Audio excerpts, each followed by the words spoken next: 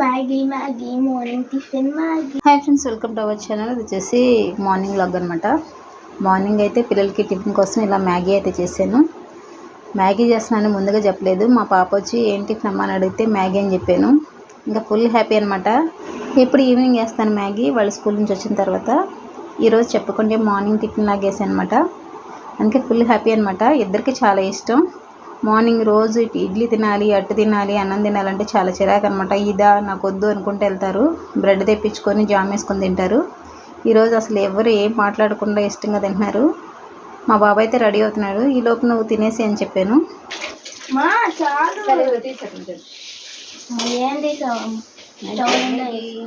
Maggi Maggi morning tiffin Maggi.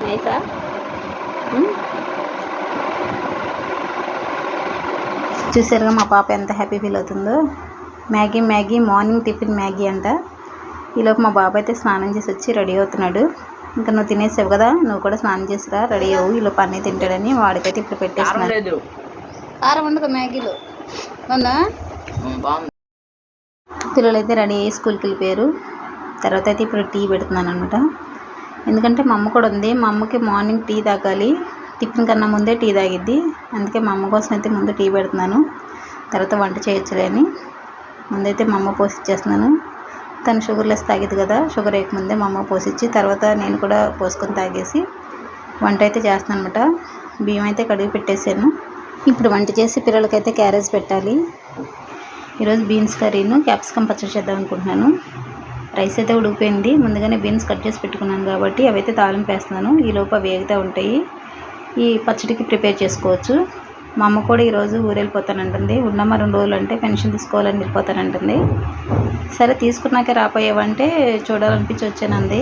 ఇంకా తను ready అవుతుంది. సరే రెడీ అవ్వు, ఎండ రాకముందు వెళ్దుగానంటే ఇప్పుడు మళ్ళీ అంట్లు తోముతుంది. ఎందుకు నేను తోముకుంటా కదా అంటే రేపటి నుంచి నువ్వే తోముకుంటా కదా, ఈ 4గా తోమి వెళ్తానని హడావుడిగా తోముతుంది అనమాట. కర్రీ కూడా రెడీ అయిపోవచ్చింది. ఇంకా దాపేసి ఇప్పుడు పచ్చడి చేయాలి. క్యాప్సికమ్ ఎప్పుడు కర్రీ చేస్తాను ఎగ్ వేసి, ఈసారి పచ్చడి చేస్తున్నాను.